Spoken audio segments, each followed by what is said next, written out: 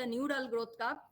By 2 years of age, by 4 years of age, you can see almost 40% of the neural growth curve is completed, but it attains peak during puberty. Lymphoid growth curve means what? Growth of tonsil, lymph nodes, as well as thymus. After that, you see the growth curve starts coming down. That is because of degeneration of thymus. Last but not the least is the reproductive growth curve. That means the growth of the primary sex organ and the accessory organs. Here you can see almost till it attains puberty, it is quite underdeveloped. During the pubertal growth part, the reproductive organs also start going very fast under the control of sex hormones, and this process continues throughout the adolescence. Okay, and it is getting completed almost by the end, puberty is completed. And in case of women during menopause, the reproductive organ undergoes atrophy. So these are the 4 patterns of growth curve. Okay. Now I'm going to the next part of my talk, that is factors affecting growth. There are 4 factors affecting growth. One is genetic, next is environmental, then nutritional, and then hormonal. First is genetic factor. Racial differences plays a very important role. As we know, we are different from the Western population, and even within our country, north, south, east, west, people are racially different from each other. The timing of growth spurt is said that genetically determined. There are 2 important studies which I would like to mention here. GSH1 gene, that gene is actually involved in development of CNS, but not involved in development pituitary in mouse. So, but that gene knockout technique has been shown that those animals do not produce growth hormone releasing hormone. Another gene, PIT1, which is expressed in chromosome number 3, has been found to regulate the development of somatotrophs, thyrotropes, and lactotropes. All these are in anterior pituitary. But these both studies have done in the animal studies. Their specific role in human beings has not yet been established. When we talk about genetic factors in human beings, this comes in our mind. This is achondroplasia, which is one of the most common genetic disorder leading to dwarfism. What is achondroplasia? This is due to mutation in the gene for fibroblast growth factor receptor 3, which is located on short arm of chromosome number 4. This is an autosomal dominant disease. You can see all the family members are dwarf. What is peculiarity of achondroplasia? Their head, body, and trunk is normal, but their limbs are smaller than normal. Because of that fact, the head actually looks bigger than normal since their trunk is, since their limbs are small. So the head is looking slightly bigger than normal, which is called megalocephaly. Trunk is normal, but they have lumbar lordosis. The smaller limbs, upper limb and lower limbs, actually known as rhizomelia. And this fibroblast growth factor receptor gene is found in brain, intestine, cartilage, as well as in kidneys. So this is about achondroplasia, one of the genetic disorder. Now going to the next factor, environmental factor. So these are the various environmental factors which affects growth, like altitude, temperature, humidity, dark light, dark circle. Altitude, we know very well, the people who are living in the high altitude are totally different from the people who are living in the sea level. Similarly, temperature, humidity, light dark circle also varies. The role of light dark circle we will see in details when we'll talk about hormonal factors. There are diseases which, if they are prolonged, they also affect growth pattern. Exercise, on the other hand, is good for growth because it causes enlargement of individual skeletal muscle fibers. Emotional disturbance.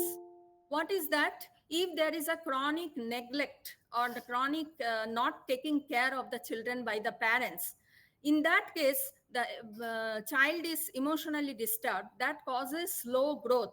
even though nutritional factor is supposed to be normal.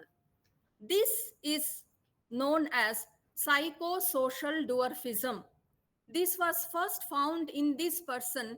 According to his name, this name has come as Kaspar-Hauser syndrome. So this person is Kaspar-Hauser, who actually was abandoned and isolated in a neglectful environment in one of the dungeon where he was forced to stay for 17 years. After that, he was abandoned and he was found in a Nuremberg gate in 1828. When he was found, it was seen that he is having short stature, intellectually immature, poor sexual development, growth hormone level is very low. All these factors together is called psychosocial dwarfism. But there is a good thing which is called catch-up growth. What is catch-up growth?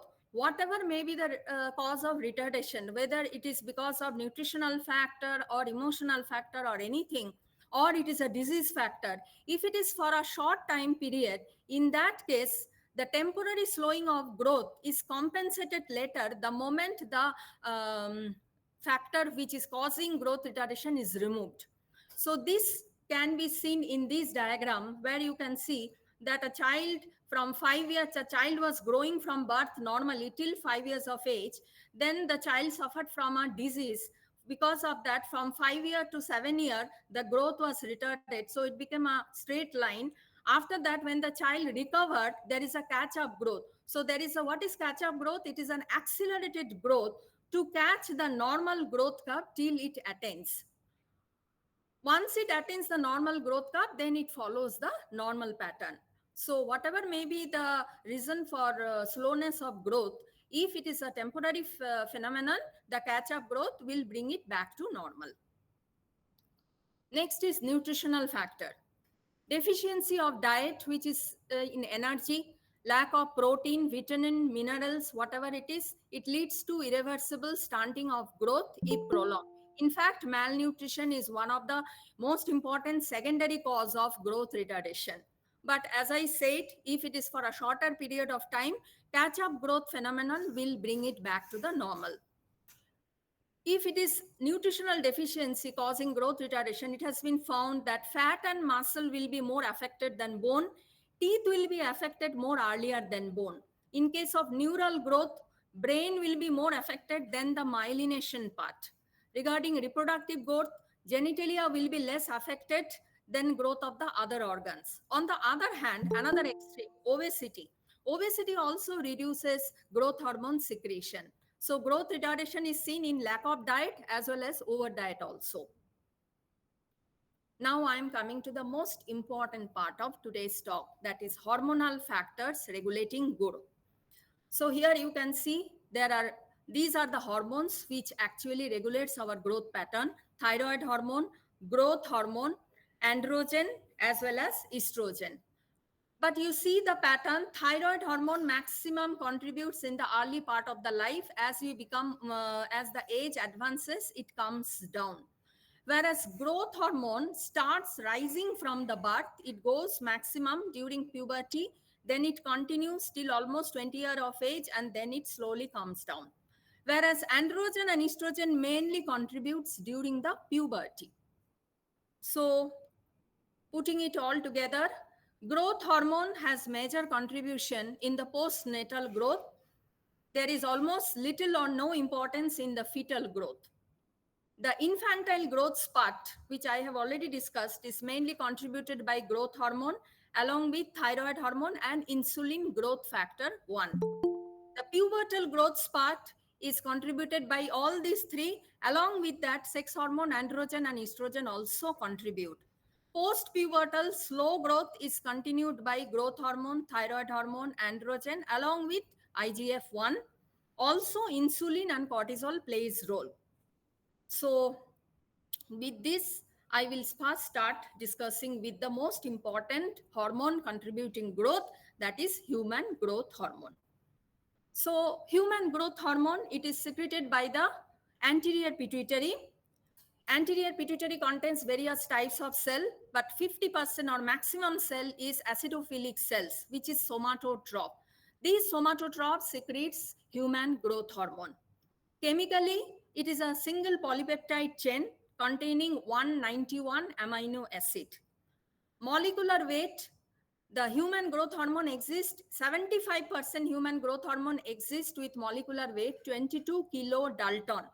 And this is designated by human growth hormone N, and the gene is located in long arm of chromosome number 17. 5 to 10% of human growth hormone exist in 20 kilodalton form, and rest are oligomers. Human growth hormone exhibits high species specificity. That means animal growth hormone cannot be utilized for human growth hormone. They are totally different. And it shows diurnal variation also. Let us see the chemistry and synthesis of growth hormone. On the left side picture is the synthesis of growth hormone. The chromosome number 17, after the transcription from DNA, mRNA is formed. The mRNA comes out of the nucleus, translation is happening, and pre-pro hormone is produced in the rough endoplasmic reticulum, which is the site for protein synthesis. After the pre-pro hormone is produced, they go to Golgi apparatus, where they are packaged and stored as pro hormone.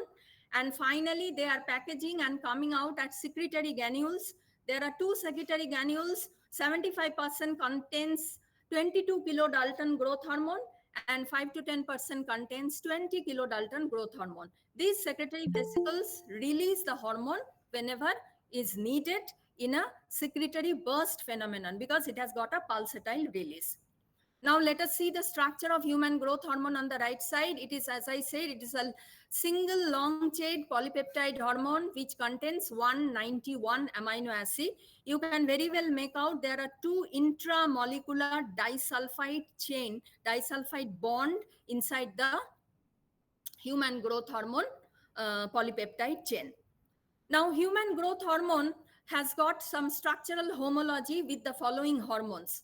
Like, one is placental growth hormone, another is human chorionic somatomammotropin, which is also known as human placental lactogen. All these three hormones you see has got 191 amino acid. Along with human growth hormone, the placental growth hormone bears 93% homology, whereas human placental lactogen has got 84% similarity. All are designated by chromosome number 17. Whereas human prolactin has got 191 amino acid. It has got 16% similarity with human growth hormone, and it is designated by chromosome number 6. Now, this is the pattern of the growth hormone secretion in a human being. I can put a heading as lifetime variation of growth hormone. So growth hormone from birth, as I said, it has no role before birth. So from birth, it starts increasing. The fast increase, sharp increase is the infantile growth spurt. Okay? Then during childhood, it becomes slightly slower.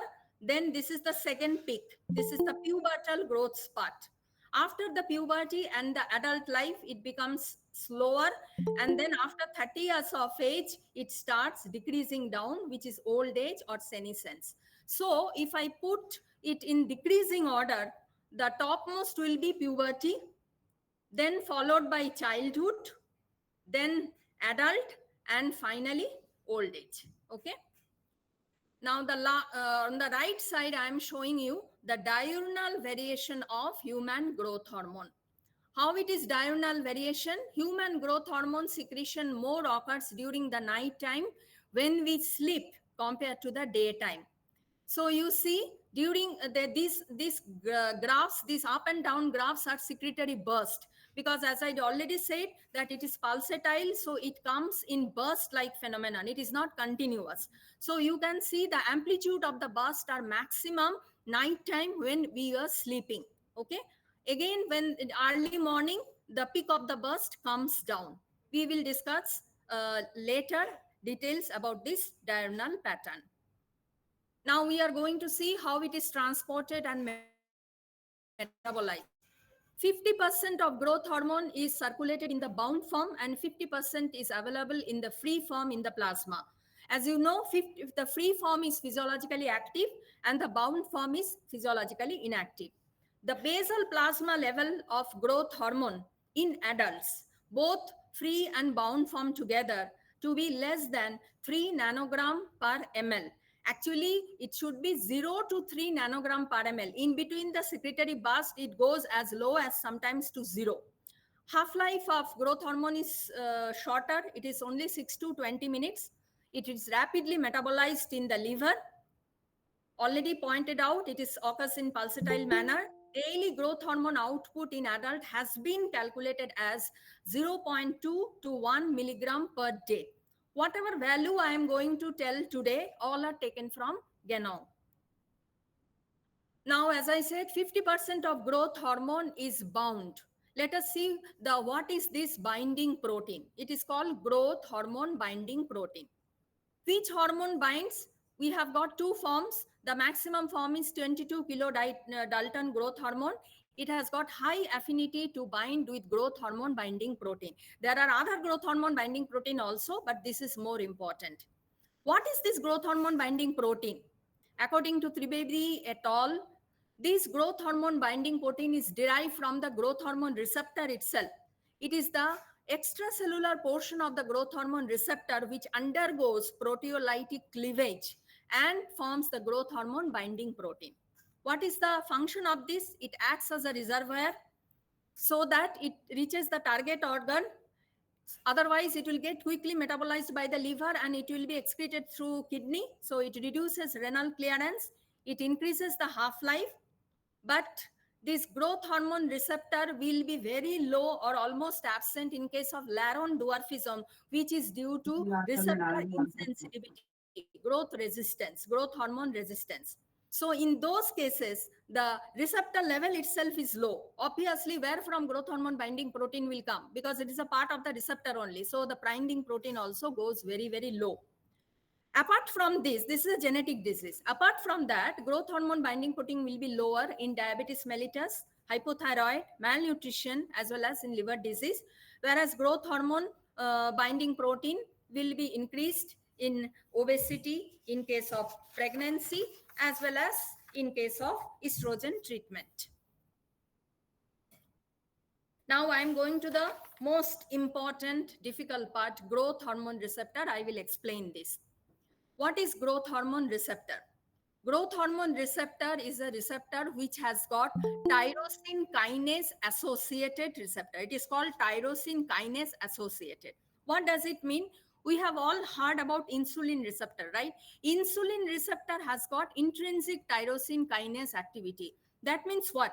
The receptor itself undergoes autophosphorylation because it has got tyrosine kinase like activity. That is a separate group. But growth hormone is not coming in that category. Growth hormone has got, this receptor has got a protein. This protein is known as JAK, Janus kinase. This protein, when it becomes stimulated, it stimulates tyrosine kinase, which is in the cytoplasm. Since tyrosine, the receptor does not itself becomes autophosphorylated, rather the protein which stimulates tyrosine kinase in the cytoplasm, that is why it is called tyrosine kinase associated receptor. Okay. Now see the receptor structure in details. The receptor has got a very big extracellular domain. The extracellular domain has got two binding sites. So there are two growth hormone can bind with two binding site. But actually speaking, one of the growth hormone molecule, if it binds, that is enough. Why? Because as soon as one growth hormone binds with one of the limb, it forms a bridge so that both the limbs are connected. This is called dimerization. This dimerization is very important for the growth hormone receptor to become active. Okay. Now this is there is a long cell membrane domain and followed by the intracellular domain. The intracellular domain is the JAK protein, which is called Janus kinase. You can see the Janus kinase protein has got one tyrosine residue, as well as the growth hormone receptor has also one tyrosine residue. Now, how does it act? First, growth hormone binds with the receptor with one of the limb. It causes breach formation. So there is dimerization. Once dimerization is done, the growth hormone receptor is stimulated. Once it is stimulated, it stimulates JAK. JAK is associated with it. Once the JAK is stimulated, the tyrosine residue attached to JAK as well as the tyrosine residue attached to the growth hormone receptor both undergoes phosphorylation. Once it undergoes phosphorylation, JAK is stimulated as well as the growth hormone receptor is also stimulated. Now, what JAK will do? As I said, JAK will stimulate the tyrosine kinase which is located in the cytoplasm. So what is that? JAK will now stimulate another family which is located in the cytoplasm known as STAT family. What is full form of STAT family? Signal transducer and activation of transcription factors. Okay. So this STAT actually normally in the cytoplasm, it is remaining in monomer form. You can see this is monomer, but it has got one phosphate attached with it. It is monomer and it is inactive. Now, once JAK stimulates STAT, what happens? STAT undergoes phosphorylation. When STAT undergoes phosphorylation, it becomes a dimer. Once JAK stimulates STAT and STAT monomer becomes STAT dimer becomes active. Now, inactive STAT becomes active STAT. Once active STAT, it goes inside the nucleus and it starts gene transcription. So this is, in short, the mechanism of JAK-STAT pathway. For growth hormone receptor, JAK is a cytokine receptor superfamily. So there are varieties of JAK. But for growth hormone, it is the JAK2 which is involved. And for growth hormone, it is the type STAT5 which is involved. Okay. So that means there are other hormones also which follows JAK-STAT pathway. What are they? Prolactin, interleukin, interferon, erythropoietin, thrombopoietin, granulocyte colony stimulating factor, granulocyte macrophage colony stimulating factor, and leukemia inhibitory factor. Okay. So now I am going to the mechanism of growth hormone action. Okay. The most difficult part of this topic. Okay. I will repeat once again for the benefit of the students. So this is the growth hormone receptor. As you see, normally it is a monomer. It has got two binding sites. But the moment growth hormone binds, as I said, it creates a bridge in between two extracellular domain part, and this is called dimerization. So once dimerization is over, the growth hormone receptor is stimulated, then it stimulates JAK2. JAK2 undergoes phosphorylation. Once JAK2 undergoes phosphorylation, JAK2 is stimulated. What is the next step? I already told in the previous slide. JAK2 stimulates STAT. So this is the STAT which is normally inactive as monomer. Now the STAT undergoes phosphorylation. Now you can see STAT monomer has become STAT dimer. Once monomer becomes dimer, now it is active. Once it is active, it goes inside the nucleus. Once it goes inside the nucleus, it binds with the hormone response element and starts transcription. As I said, for growth hormone, it is mostly STAT5. So these are the hormone response element where it is binding. For example, you can see this hormone response element has got different name. This is stands for serum induced element. This is serum response element. This is CFOS gene. This is gamma interferon linked element. This is SPI, serine protease inhibitor. So this is where transcription starts, followed by translation, protein synthesis, and physiological effect. This is the main JAK-STAT pathway, and you see in this diagram, it is a continuous arrow. That means it is already established pathway. But there are some dotted arrows are also seen in this diagram. Okay, this means these are the proposed pathway. What are this proposed pathway? Let us see those also. JAK can stimulate IRS, that is insulin receptor started, can undergo phosphorylation. JAK can also stimulate phospholipase C, which stimulates phosphoinositol triphosphate and diacylglycerol, which stimulates phosphokinase C, and it stimulates ultimately this protein, which is called MAPK, mitogen activated protein kinase. Mitogen activated protein kinase, once it undergoes phosphorylation, it has got two effects. It can stimulate phospholipase A2, which goes inside the nucleus and binds with P450 3A10, which is the cytochrome gene, and transcription starts. Another is MAPK, mitogen activated protein kinase, itself goes inside the nucleus and stimulates this hormone response element known as ternary complex factor.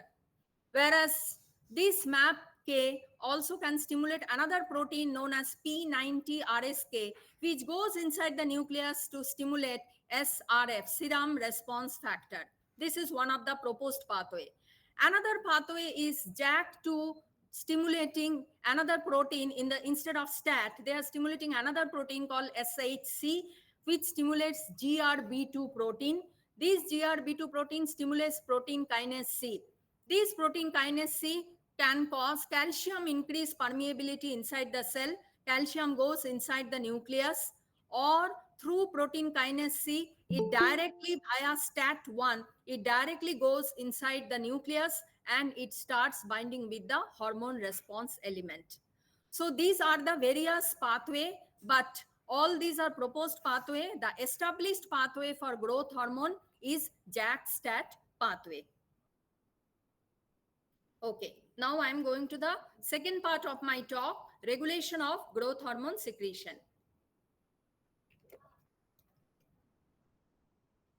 For regulation of growth hormone secretion, you have to understand these axes.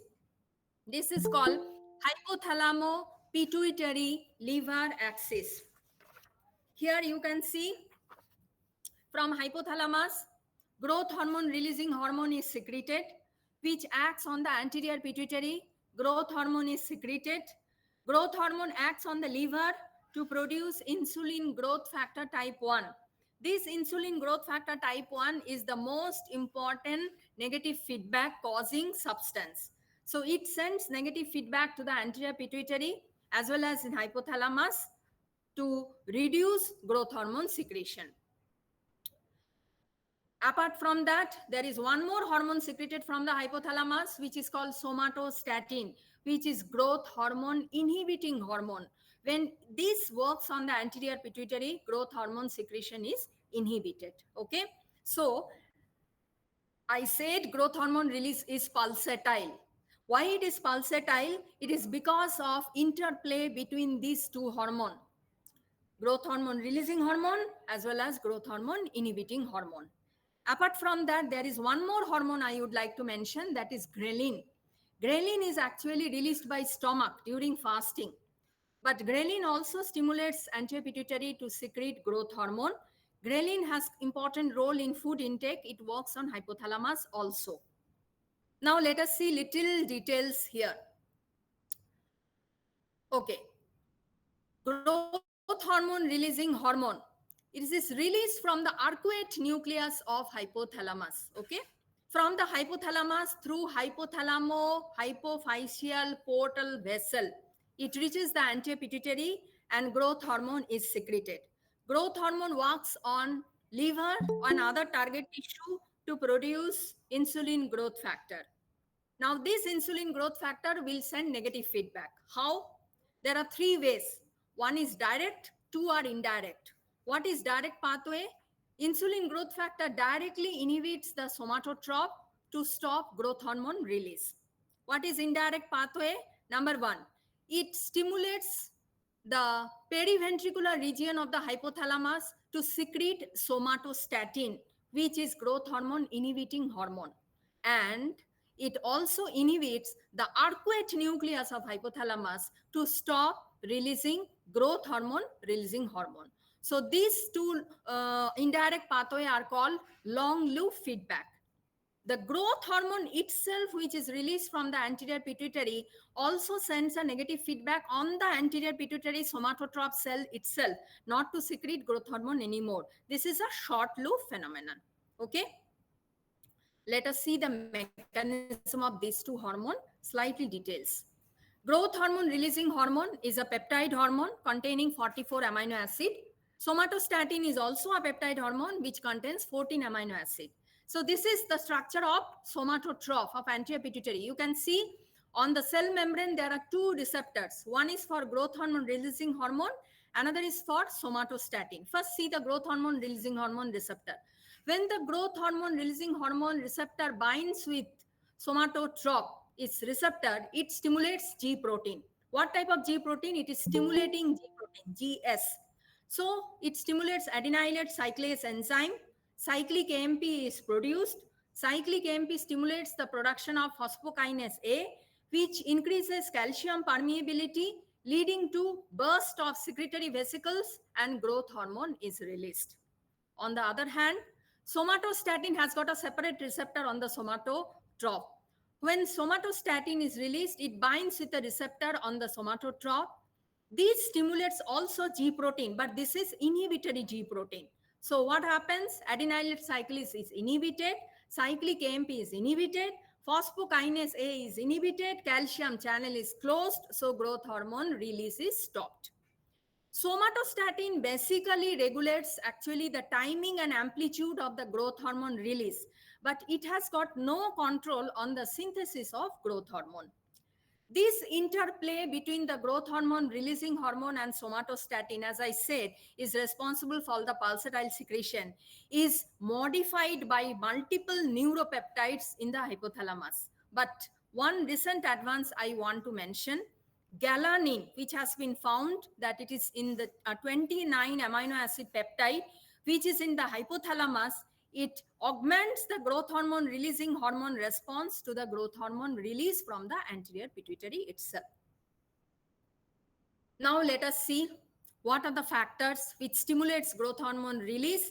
What are the factors which inhibits growth hormone release? This table taken from Ganong is very, very important. Students, please remember this table because in my discussion, many times this table will come back. First, let us see stimuli that increase secretion. Hypoglycemia stimulates growth hormone secretion.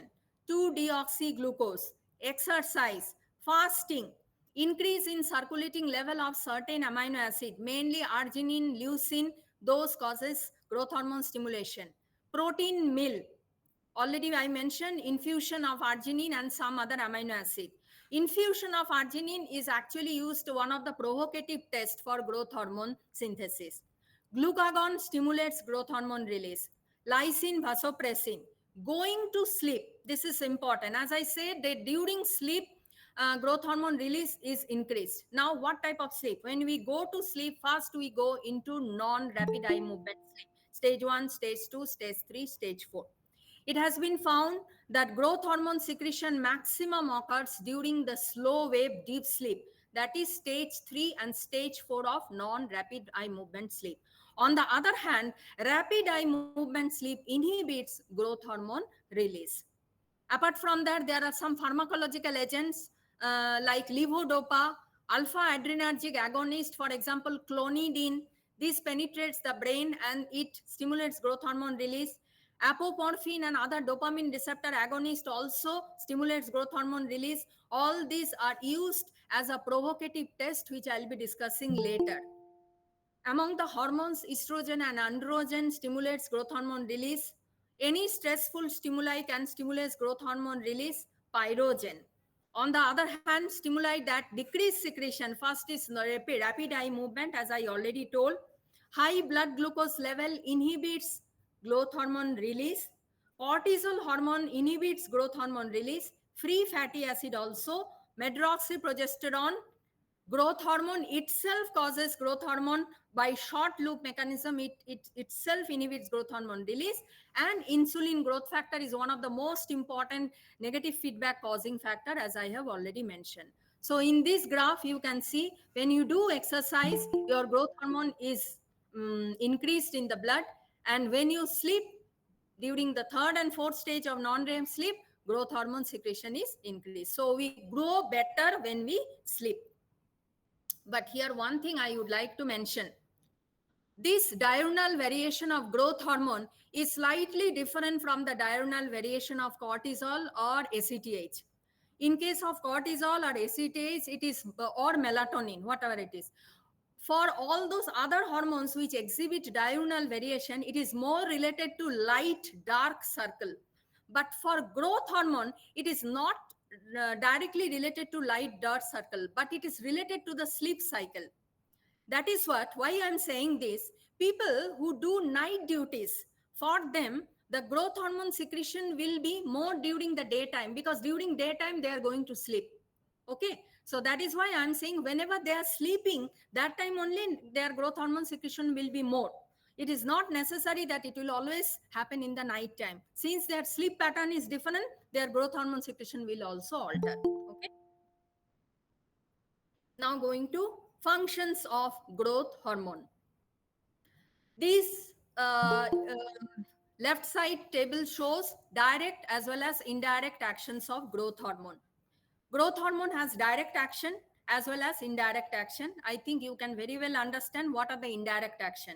Indirect action means it stimulates the liver to secrete insulin growth factor 1, and insulin growth factor 1 has got this action: insulin-like activity, anti-lipolytic activity, protein synthesis, epiphyseal growth.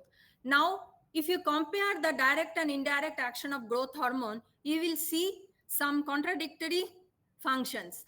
For example, direct action of growth hormone, you see decreased insulin sensitivity and lipolysis, whereas indirect action of growth hormone, you see insulin-like activity and anti-lipolytic activity. Both are totally opposite from each other. That is why sometimes this question is asked: which hormone exhibits both insulin and anti-insulin like activity? The answer is growth hormone. Growth hormone as a direct functions anti-insulin, whereas indirect through insulin growth factor functions as insulin like action. On the right side diagram, it is shown where which organ shows direct action of growth hormone. The direct action of growth hormone is seen in 3 organs: adipose tissue, muscle, as well as liver. Whereas indirect action is seen on the bone, cartilage, as well as visceral organ, because here insulin growth factor receptor is there. So on these organs, bone, cartilage, and viscera, it is indirectly acted by insulin growth factor type 1. Okay. Now, 2 things from this table, another 2 things I want to show your attention. You see protein synthesis. Protein synthesis direct as well as indirect. Both are there. Okay. So, insulin growth factor also causes protein synthesis. Growth hormone also causes protein synthesis.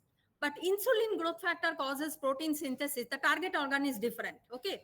Insulin growth factor protein synthesis mainly takes place where insulin growth factor acts, that is muscle, bone, as well as cartilage.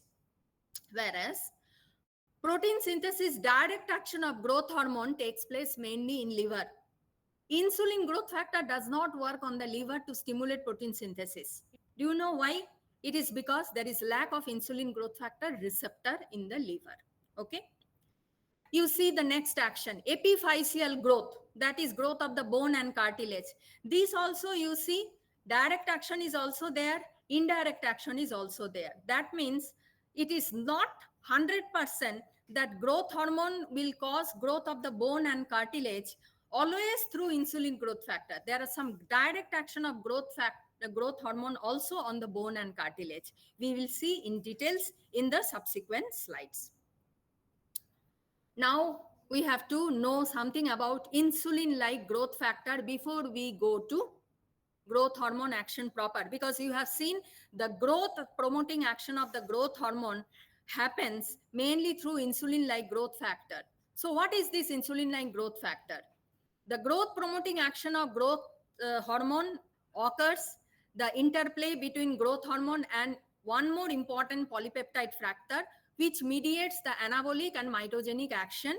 These polypeptide growth factors are grouped together known as insulin-like growth factor. Let me tell about little bit history. It was first discovered by 2 scientists, Salmon and Doade, in 1957. They gave the name sulfation factor because they found that it is causing incorporation of sulfate inside the cartilage. Later in 1972, the name was changed to somatomedin because it was found that they have growth promoting action on bone, cartilage, and other organ. Soma means growth promoting action. It was told that somatomedin has got growth promoting action on bone, cartilage, and other organ. But apart from that, it has got other properties. First of all, somatomedin does not function without growth hormone. So it is growth hormone dependent. Second thing, in extraskeletal tissue, that is other than bone cartilage, it behaves like insulin. It causes protein synthesis. And as I said, it causes incorporation of sulfate inside the bone and cartilage. 1973, Dulac and Tarmin changed the name multiplication stimulating activity, because that time they found that insulin growth factor is also seen in the fetus and in the placenta, where it is responsible for growth of fetus and placenta. So the name was changed. Finally, in 1978, Rinderknecht and Humbel isolated insulin growth factor in human serum, and they gave the name insulin growth factor because they found it is structurally resemble with proinsulin. So this is the structure of insulin growth factor you see. It has got similarity with human insulin. So in this diagram, the topmost is human insulin. You know, human insulin has got 51 amino acid. It has got a A chain and B chain, and it has got a C peptide or connecting peptide. Now this is insulin growth factor type 1. There are two insulin growth factor which has been isolated in human being till now. One is insulin growth factor type 1. This is insulin growth factor type 2. Insulin growth factor type 1 has got 70 amino acid. It is slightly basic in nature. That is why it is called SMC, somatomedin C. Whereas insulin growth factor type 2 has got 67 amino acid and it is slightly acidic in nature. Putting both together, it has got 50% structural similarity with human insulin structure. But what is the difference? The difference is here. The right side diagram you can see, for human insulin, the C peptide is not connected. But for insulin growth factor type 1 and type 2, the C peptide is always connected. This is number one difference. Second difference is there is an extension of the A chain in insulin growth factor type 1 and type 2, which is called D domain. This D domain is not present in insulin structure itself. Okay, so what is insulin growth factor gene? Located, it is located in the long arm of chromosome number 12. Growth hormone is the primary regulator of insulin growth factor type 1 release. Previously, it was thought that growth hormone stimulates the liver to produce insulin growth factor 1. But nowadays, it has been established that liver is the not only source, it is also produced by some extra hepatic tissue. So insulin growth factor exhibits both endocrine, autocrine, as well as paracrine action.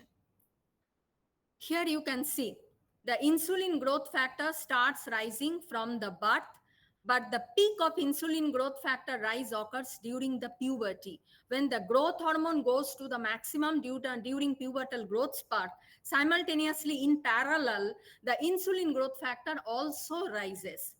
After the pubertal growth spurt, when the growth hormone level comes down, during that time, insulin growth factor level also comes down. It maintains its level till almost 30 years of age, around 200 nanogram per ml. After that, you see, after beyond 30 years, it starts decreasing in the blood. It is now said that in old age, we usually see osteoporosis, decreased muscle mass, negative nitrogen balance, that means all the changes of aging, what we see is more contributed by lack of insulin growth factor type 1. On the other hand, insulin growth factor type 2 gene is located in the short arm of chromosome number 11. It is found mainly in the fetus. Possibly, it is responsible for growth of fetus as well as in placenta. Most important is it is growth hormone independent. Postnatally is decline. In adult level, insulin growth factor type 2 is almost undetectable. The gene is present in choroid plexus and meninges in adult life. It is not found anywhere else. Now, one interesting thing I would like to mention here about insulin growth factor type 2. Several studies have demonstrated that there are some mesenchymal and embryonic tumors. I can give some example. Hepatoblastoma, neuroblastoma, nephroblastoma, which is actually called Wilms tumor. Then rhabdomyosarcoma, leiomyosarcoma, colonic carcinoma, pheochromocytoma. These all hormones, these all tumors patient develops hypoglycemia, but none of these tumors are connected to pancreas. Therefore, it is called non-islet tumor hypoglycemia. Why these patients developed hypoglycemia, though the tumor is not connected to pancreas? Because these all tumors secrete large amount of insulin growth factor type 2, which is responsible for hypoglycemia. So apart from fetus, this all these sources, non-islet tumor, whatever I said, you can tell this is the ectopic source of insulin growth factor type 2. Now coming to the receptor for insulin growth factor, both type 1 as well as type 2. First, I will see the left diagram, which shows the structural similarity. Why it is called insulin growth factor? Because it can bind with insulin. Even insulin can bind with insulin growth factor receptor. That is what. Here you can see the left one is the insulin receptor itself. The middle one is insulin growth factor type 1 receptor, and the right one is insulin growth factor type 2 receptor. You can see insulin receptor and insulin growth factor type 1 receptor are similar. Both are heterotetramer. It has got an extracellular alpha domain, which has got two binding sites connected by disulfide bond. There is a long site, cellular domain, I mean cell membrane domain, and there is an intracellular beta domain.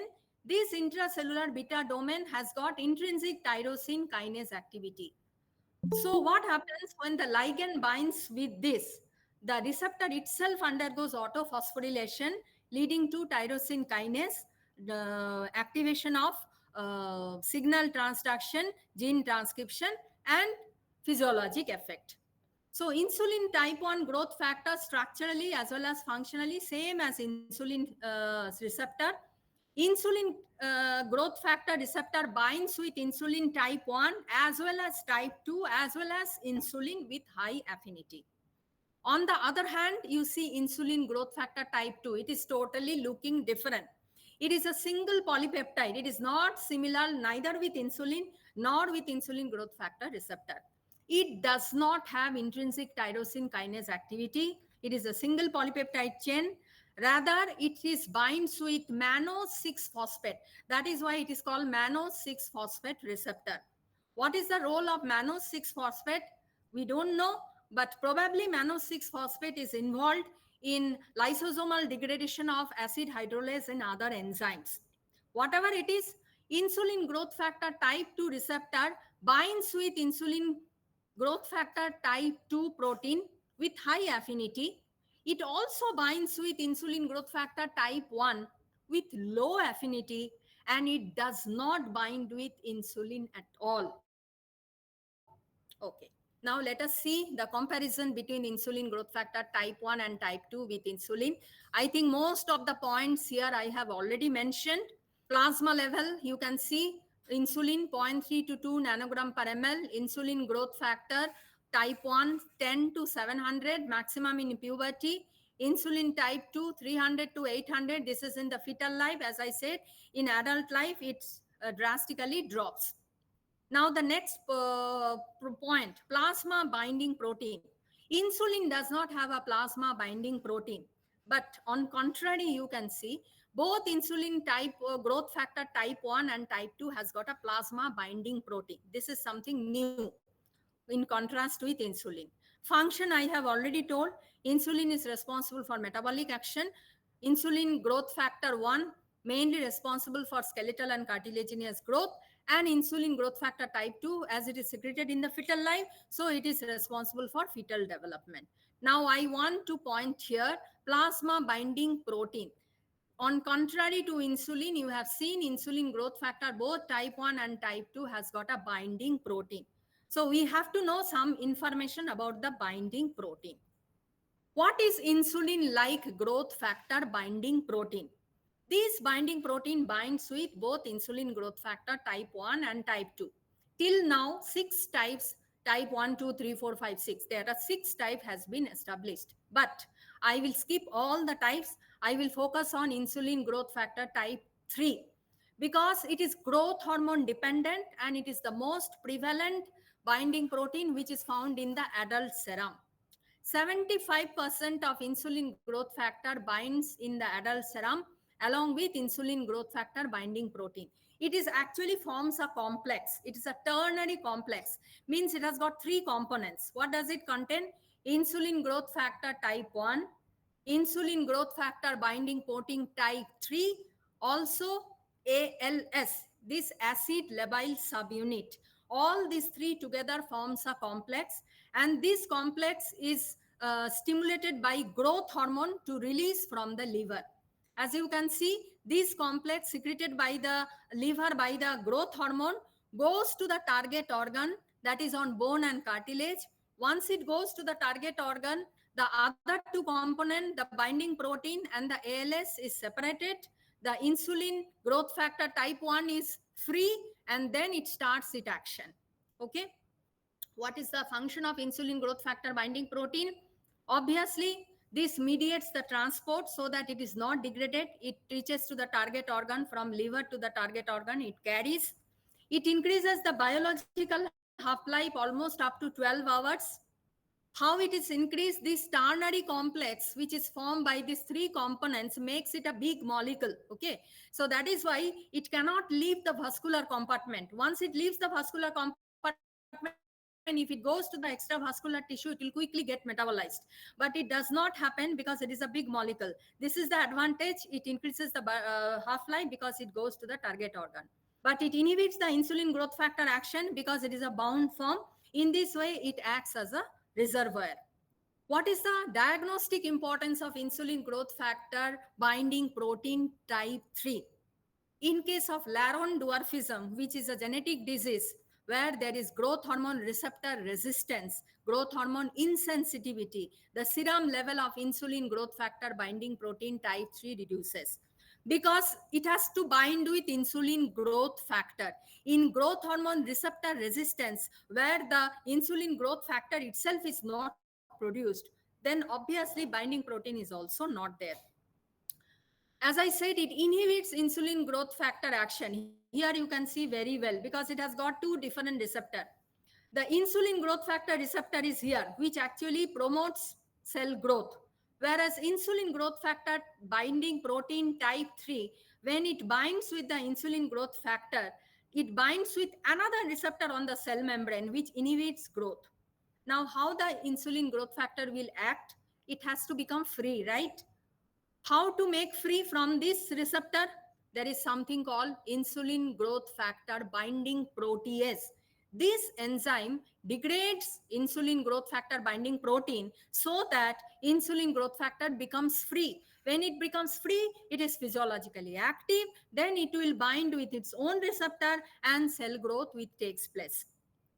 A study by Cohen P. et al. has shown this insulin growth factor binding protein protease. Actually, this protease is not a new factor. It has already been isolated in the pregnant woman's serum, as well as in cerebrospinal fluid, urine, seminal fluid. It has already been found. Not only the type 3, type 2, 3, 4, 5, all are found. But the study by Cohen P. et al. Has demonstrated that prostate-specific antigen in the prostate's epithelial cells acts as insulin growth factor binding protein type 3 protease. So therefore, it is expected that during prostatic cancer, this IGF-BP protease enzyme may be overexpressed. Whatever may be, this protease enzyme interferes with the insulin growth factor biochemical assay. So now I am going to the growth hormone action proper. Growth hormone, as I said few slides before, that growth hormone action on the bone and cartilage is done by direct action as well as by indirect action. That is why it is called dual effector hypothesis of growth hormone action, which was discovered by Green et al. What he said, it has got direct action on the bone and cartilage. It has got indirect action on the bone and cartilage. What is indirect action? We all know growth hormone acts on the liver and it produces insulin growth factor. Insulin growth factor via blood reaches the bone and cartilage and it stimulates the growth. That is indirect action. What is direct action? This diagram shows it very clearly. This is the epiphyseal cartilage. This is the proximal zone, this is the intermediate zone, and this is the distal zone. Okay. The proximal zone has got growth hormone receptor.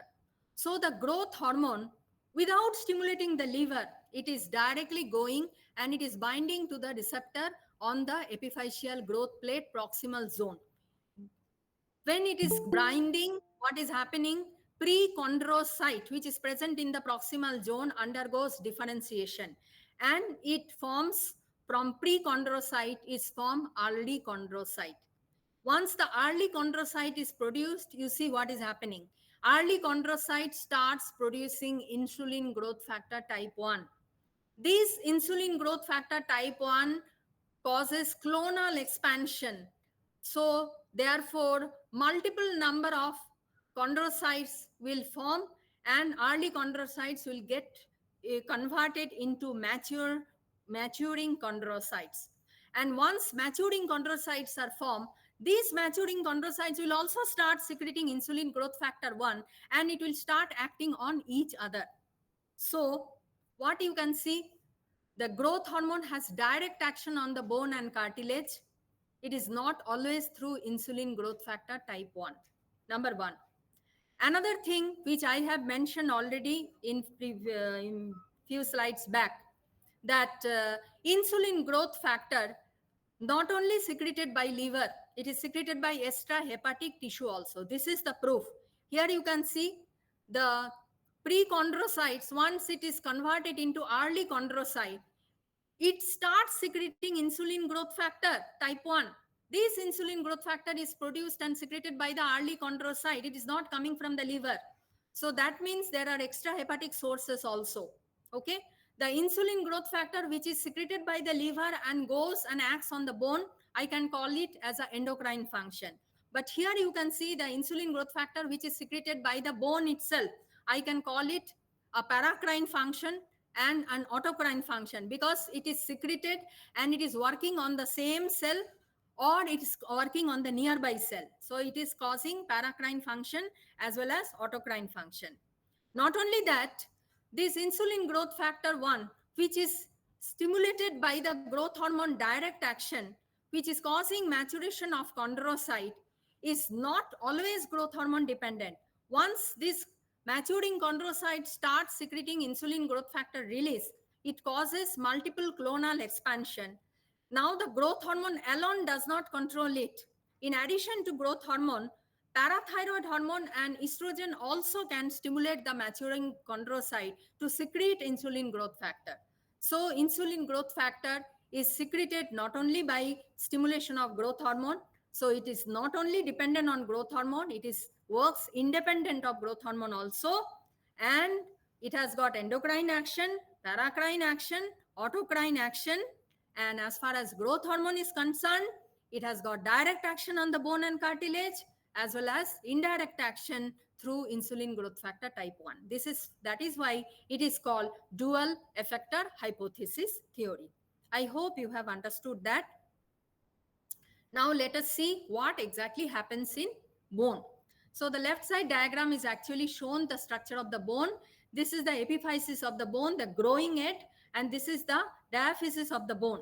This contains compact bone, this contains articular cartilage, cancellous bone, and this is the epiphyseal plate.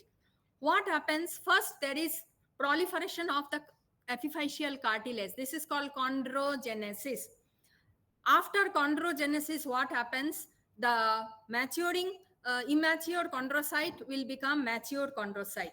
Once chondrocytes are matured, then it starts forming bone, which is called osteogenesis. So chondrogenesis is followed by osteogenesis. Not only that, articular cartilage, apart from proliferation, it also starts producing bone matrix, as well as it starts synthesis of collagen. Because of that, there will be widening of the epiphyseal cartilage. Once chondrocytes are converted into bone forming cell, osteoblast, they start new bone formation. Once new bone formation starts, new bone matrix starts forming. Once bone matrix formation is completed, then it leaves the epiphysis and it goes to the diaphysis and becomes the permanent bone. So once bone formation from the epiphysis starts moving to the diaphysis, what happens? It starts pushing the epiphyseal cartilage above and above. So what happens? The height of the person increases. That process continues throughout puberty. Finally, what happens? You see the lower diagram. The entire epiphyseal cartilage has been used up, and now only one epiphyseal line is existing. This is the time when ossification is completed and the epiphysis joins with the diaphysis. So this time, when you take an X-ray, you can see only the epiphyseal line, and that shows that epiphyseal ossification has been completed. On the right side diagram, again this thing which has been described, growth hormone, this is the indirect action, stimulates the liver to secrete insulin growth factor type 1. It goes to the bone, this is the endocrine action. Once it reaches the bone, it causes stimulation of chondrocyte, osteocyte, everything. But as I said, insulin growth factor is not secreted by liver alone. It is also secreted by the bone and cartilage itself under direct stimulating action of growth hormone.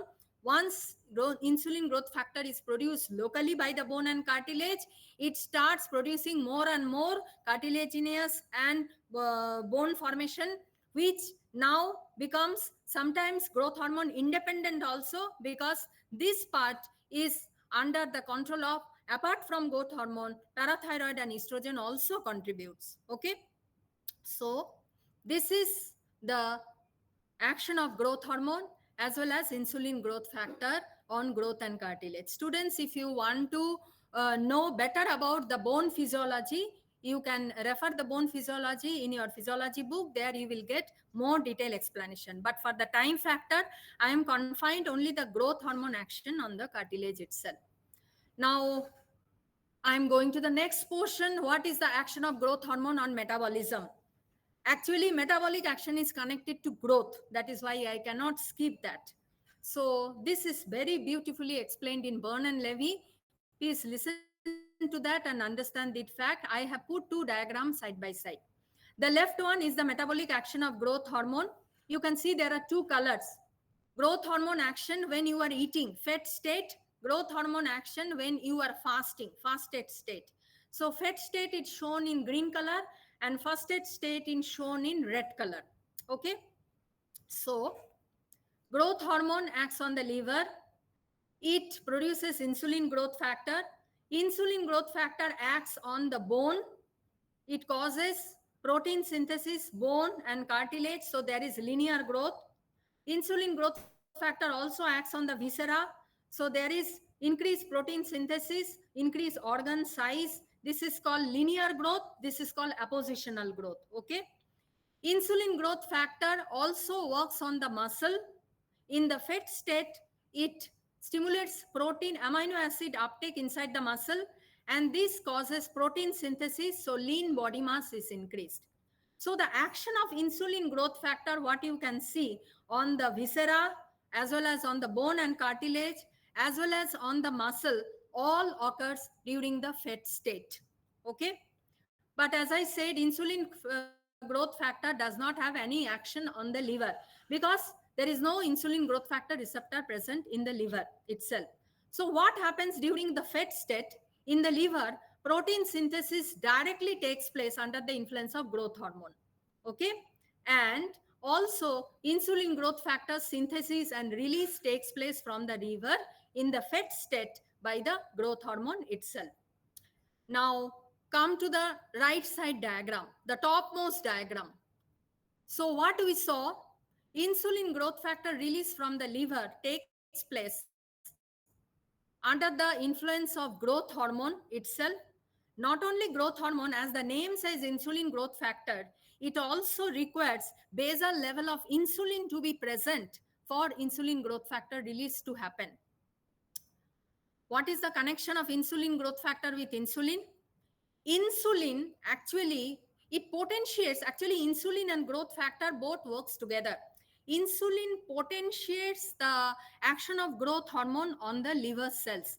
It actually causes expression of more insulin growth hormone receptor on the hepatocytes, on the liver cell, so that growth hormone can bind and more insulin growth factor synthesis takes place. Insulin potentiates that effect.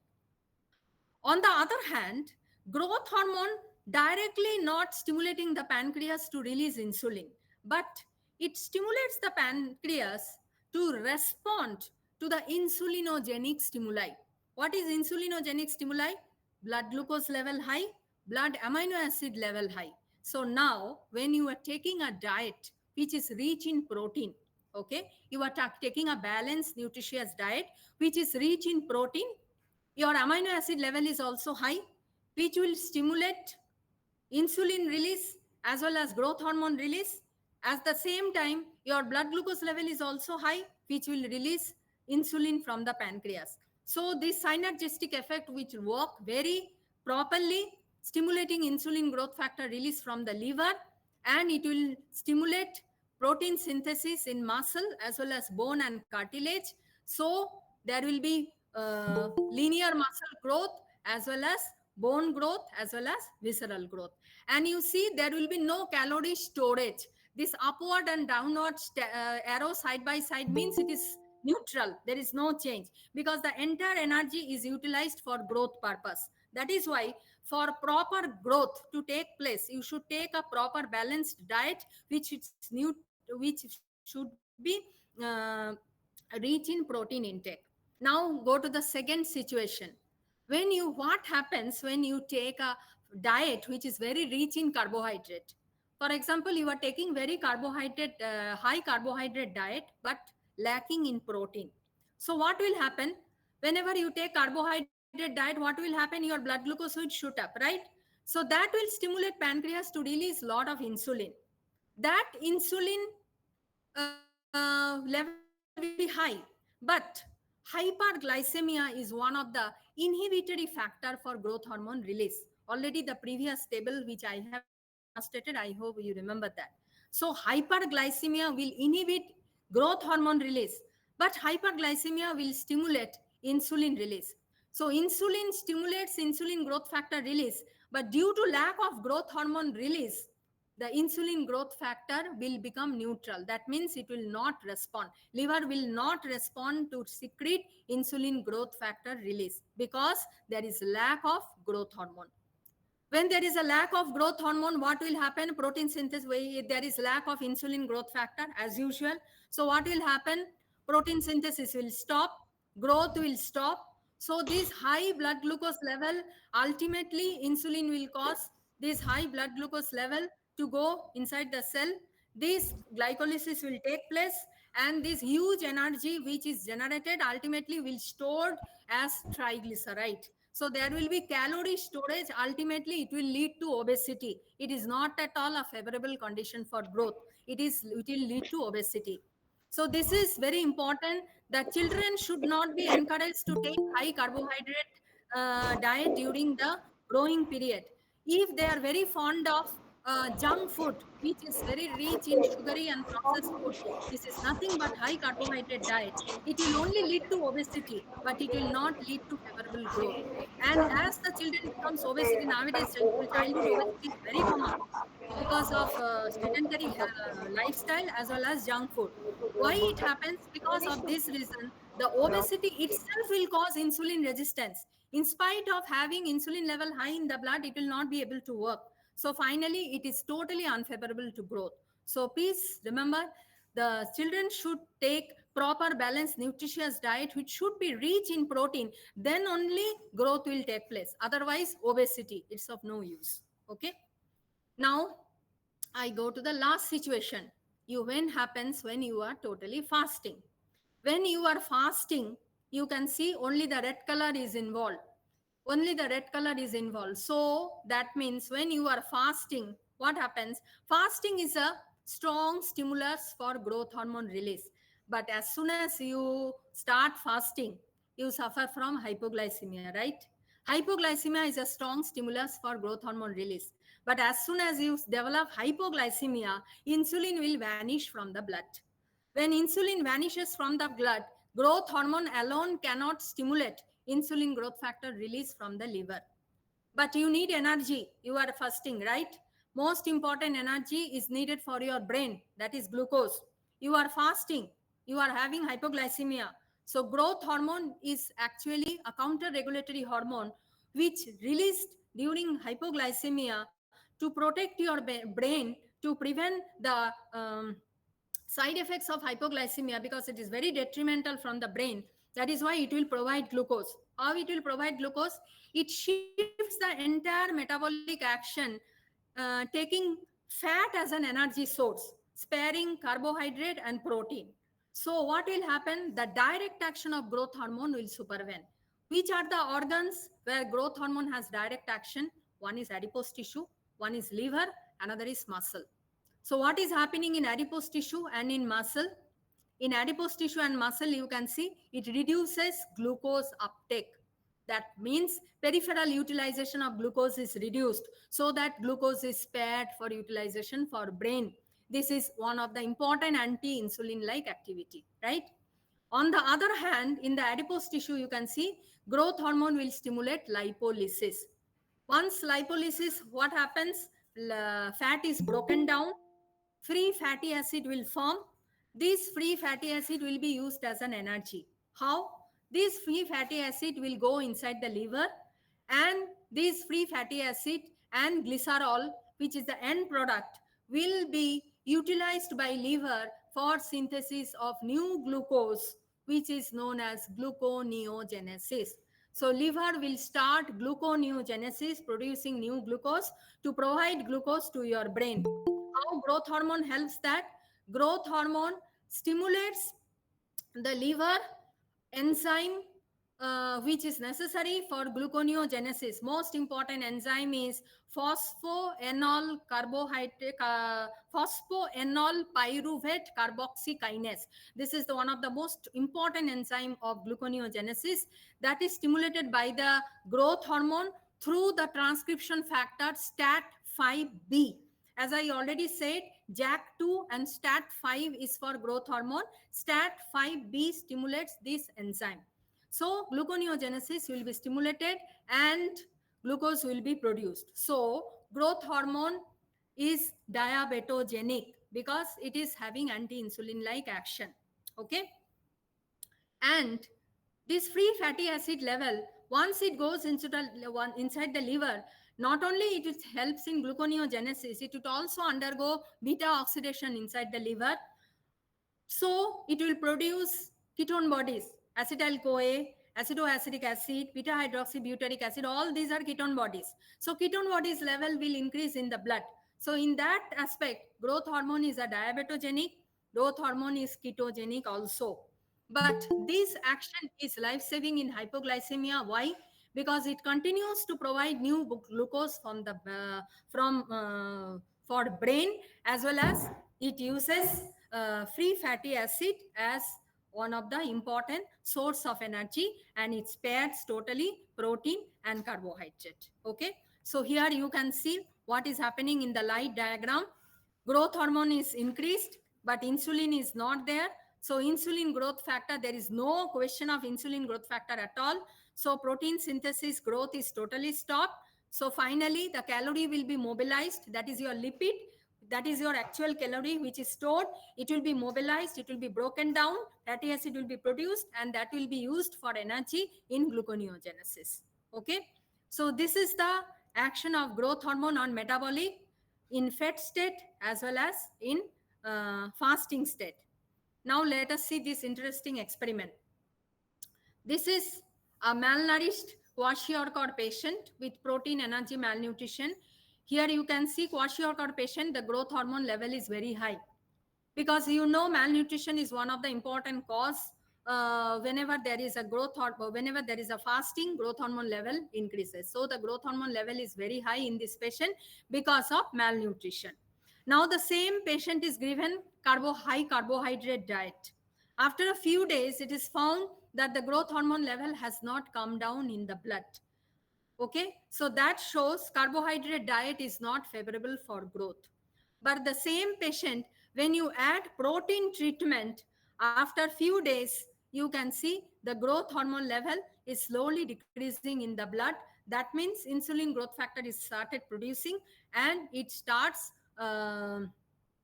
stimulating the growth of bone and cartilage.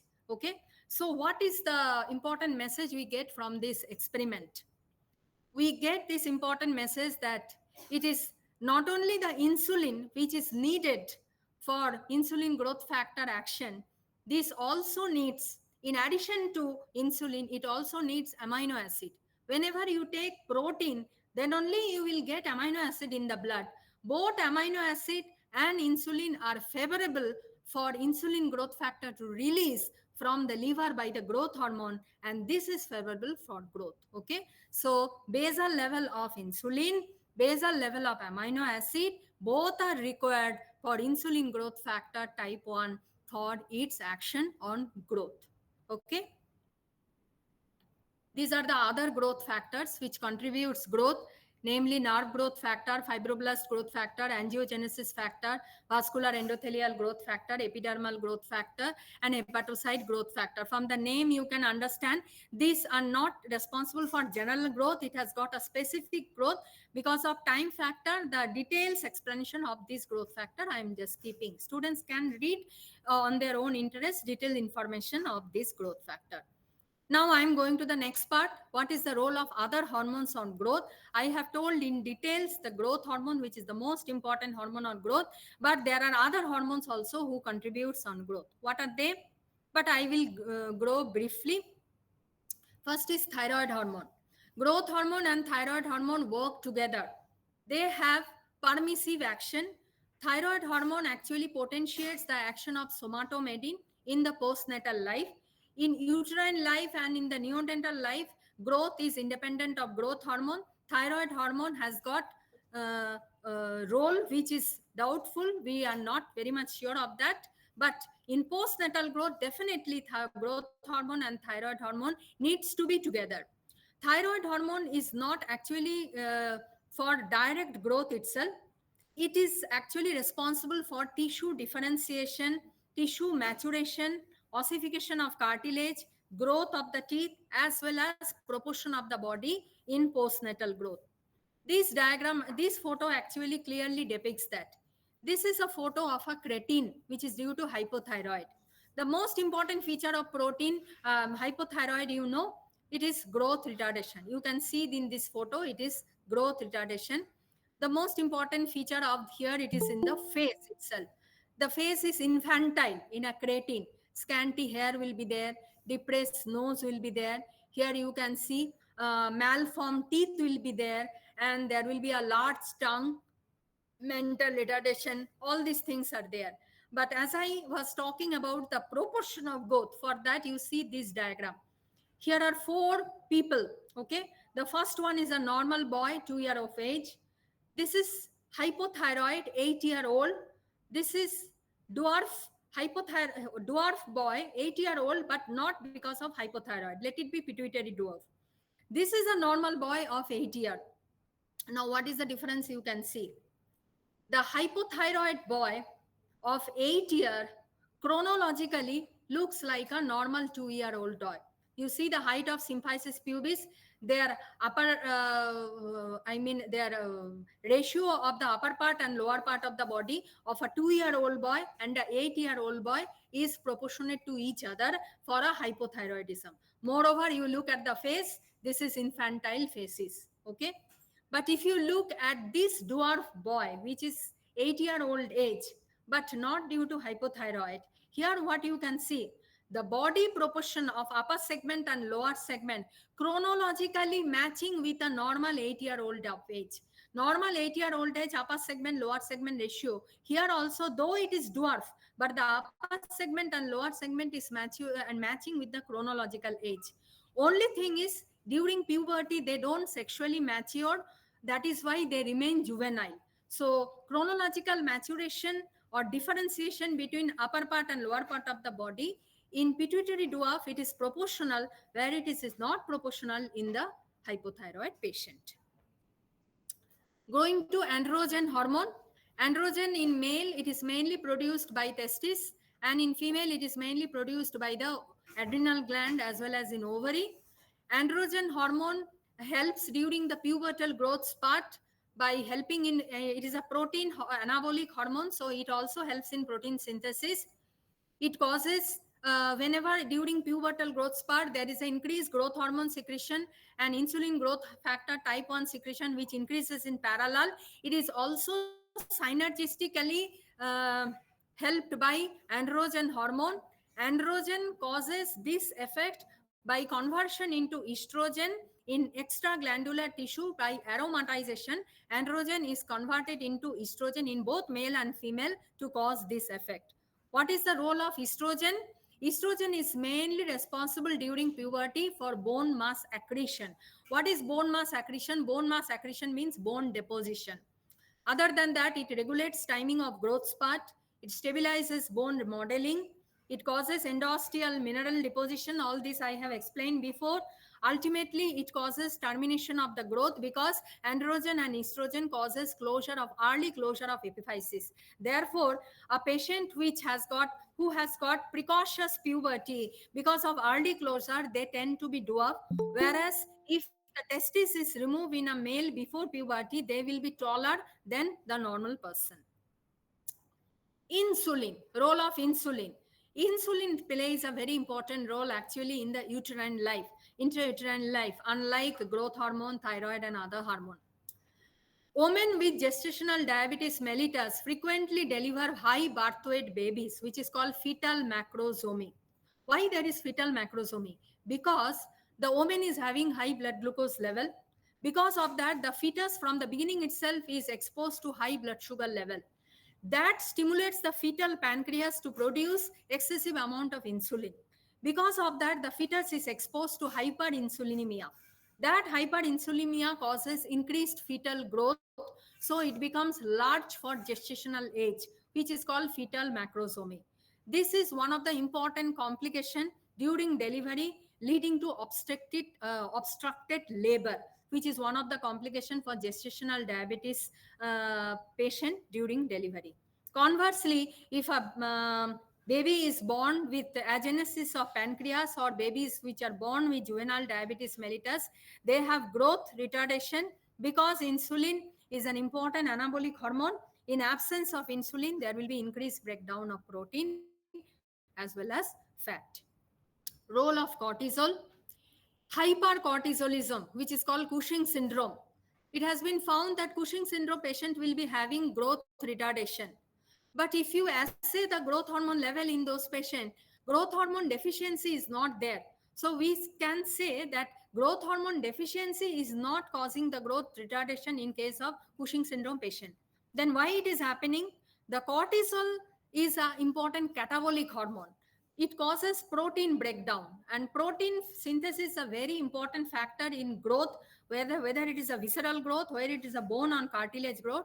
It is proposed that excessive glucocorticoid, because of its excessive catabolic effect, it prevents the growth promoting action in the bone, cartilage, and the viscera, leading to stunted growth in case of excessive cortisol level, but though their growth hormone level is normal. Okay. So now I'm going to the next part of my talk, assessment of growth. For this segment, I would like to thank Department of Pediatrics in my institution, who has given valuable inputs for preparing this topic, because this topic is not very much details in given in any physiology textbook. So what are the anthropometry measurement you do to assess the growth in a baby or in a child? First is length or height, then weight, head circumference, chest circumference, medium circumference, upper segment, lower segment ratio. If you know height and weight, you can calculate body mass index by this formula, weight by height square meter, which is called Quetelet index. Okay. Length or height. What is the difference? Less than 2 year baby, we measure the length. More than 2 year or or a child who can stand steadily, we can measure the height. So this is the instrument which is called infantometer. Infantometer is less than 2 year for measurement of the length. Here you can see the baby is lying down on a flat cardboard. It has got a head end, it has got a foot end. The head end is fixed, the foot end is movable. The foot of the baby should be perpendicular to the long axis of the baby, and the baby's foot end is movable. Depending on the length, this will be movable, but the head end should be fixed. How the baby is lying down, this is called, the baby should lie down in Frankfurt plane.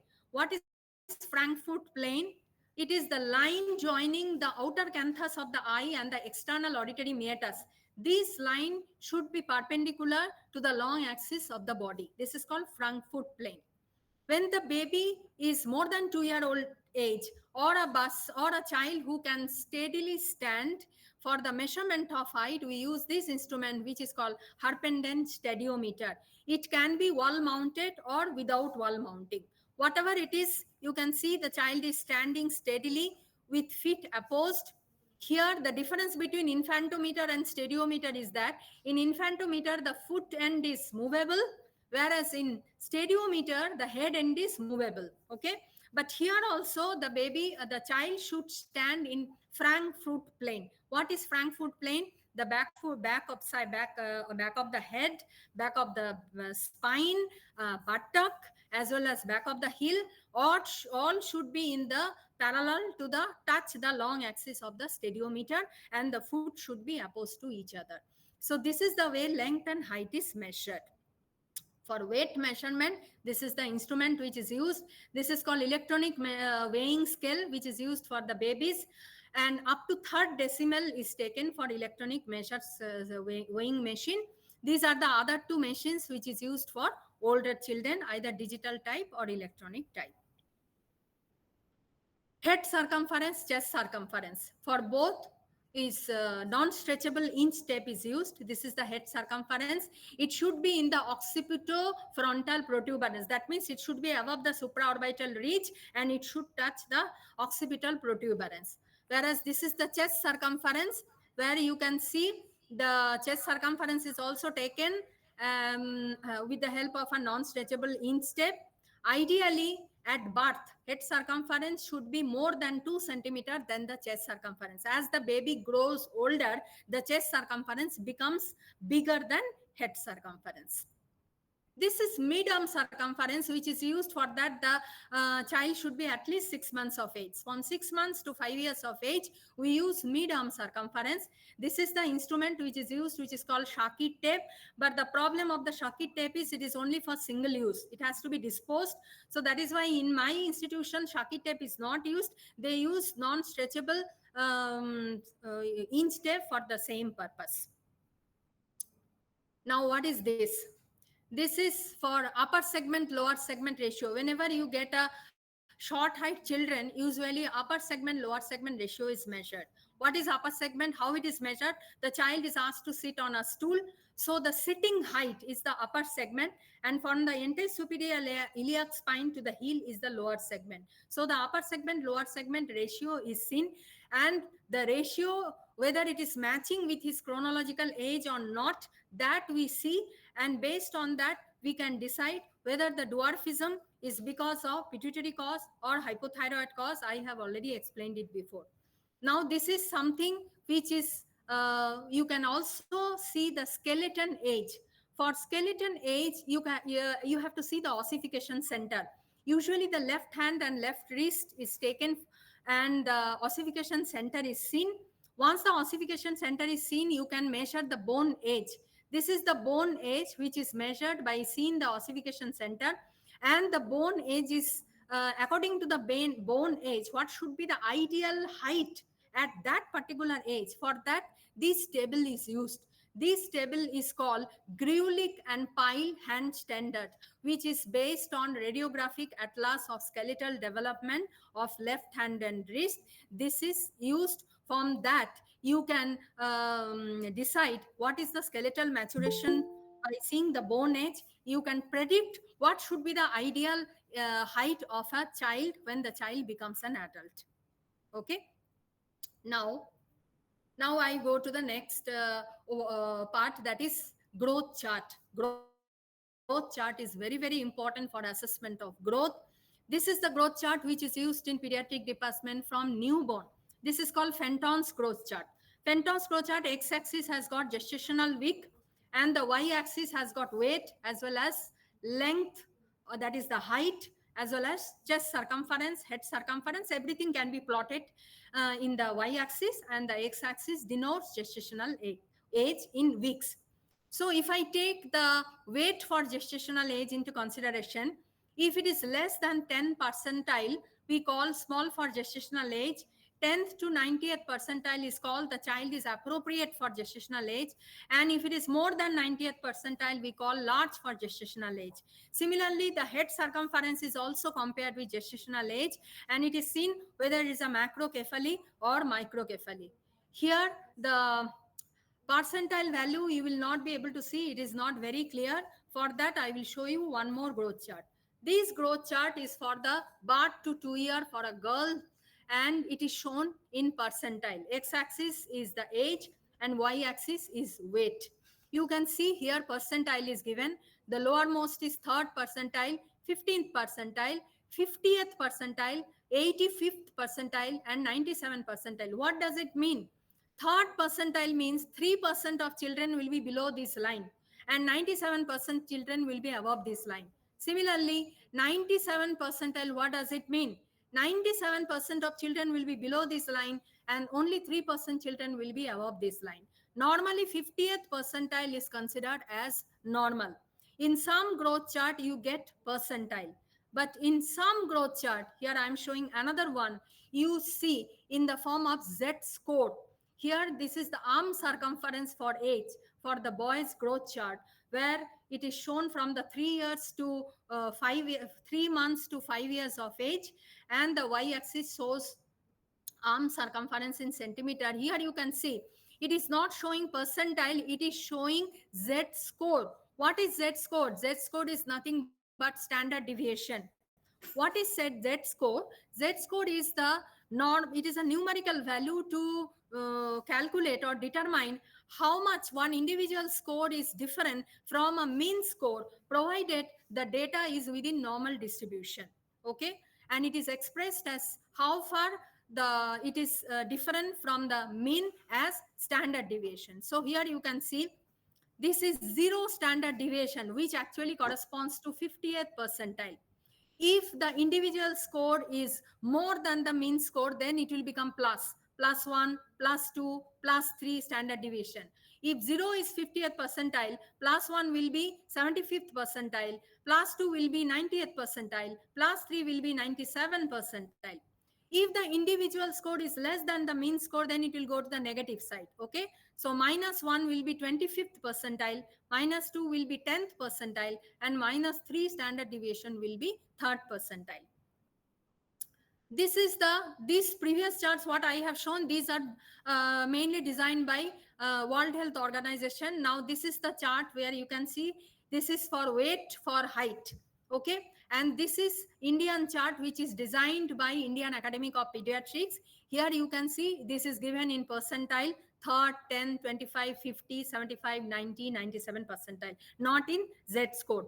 Here you can see father's height, mother's height has to be noted, and the target height has to be seen, calculated. How the target height has to be calculated? For that table designed by Grulich and PALS standard based on the skeletal maturation will be of helpful. If you know the height and weight, you can calculate the body mass index, and there are growth charts available for body mass index also.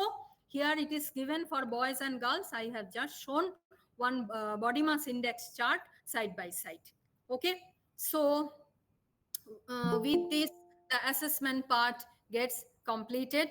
Now coming to the last part of my talk, classification, that is a physiology of growth related disorder, applied aspect. All are postgraduate students here, so they all know what are the applied aspect. I don't have to teach them.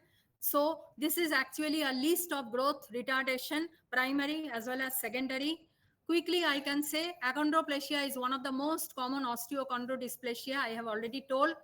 Regarding chromosomal abnormality, Turner syndrome, Down syndrome, those are most commonly related to dwarfism, whereas Klinefelter syndrome, Marfan syndrome usually causes tall stature. Among the secondary cause of growth retardation, I have already mentioned malnutrition is one of the commonest cause, chronic disease, endocrine disorders. But I want to focus only here, that is growth hormone resistance, whether it is primary or secondary.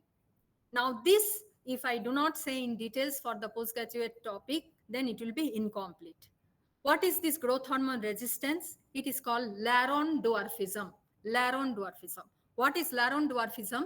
Here what happens, the plasma growth hormone concentration is normal or elevated, but the growth hormone receptors are totally unresponsive to growth hormone action. So this also known as growth hormone insensitivity syndrome or Laron dwarfism. It can be due to primary, which is genetic. It can be due to secondary. Now this diagram is actually shown what is the defect in primary. Okay, it is just a revision. This is growth hormone IGF axis. So growth hormone, releasing hormone secreting from hypothalamus, once again goes to pituitary. Growth hormone is released from pituitary. Growth hormone binding protein binds with the growth hormone. This is the free growth hormone which binds with the growth hormone receptor in the target tissue. Once it binds with the target tissue, JAK-STAT pathway is stimulated. Signal transduction is involved. Signal transduction leads to synthesis of insulin growth factor. Insulin growth factor is released from the target tissue and it causes growth. That is the normal scenario. Now, what happens in Laron dwarfism? Primary means genetic. So it is receptor. Either is the defect in the receptor itself. Which is the receptor? This is the growth hormone receptor. This is the extracellular domain of the growth hormone receptor where the growth hormone binds. So either the growth hormone receptor extracellular part is defective due to point mutation. If it is due to point mutation, the most problem will happen in dimerization, which I told, I hope you remember that when growth hormone binds with the receptor, it undergoes dimerization. And this is essential for growth hormone stimulation, receptor stimulation. So problem is here. So this is the receptor defect.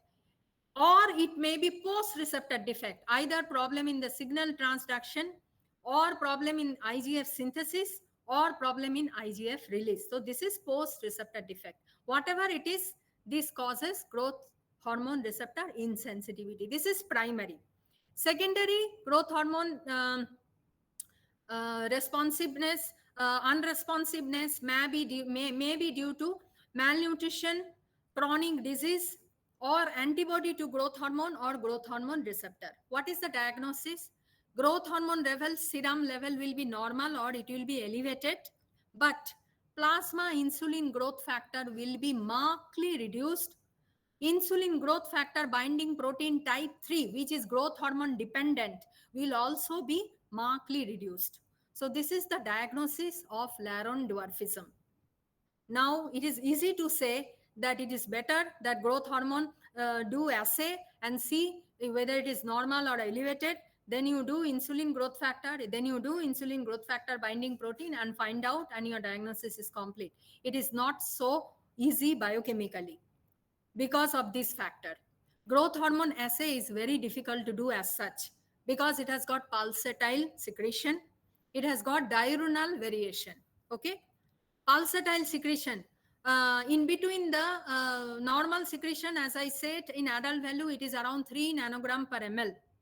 But in between the pulses, it goes as low as less than 0.1 microgram per liter. In between the pulses, the growth hormone level will go as low as 0.1 microgram per liter.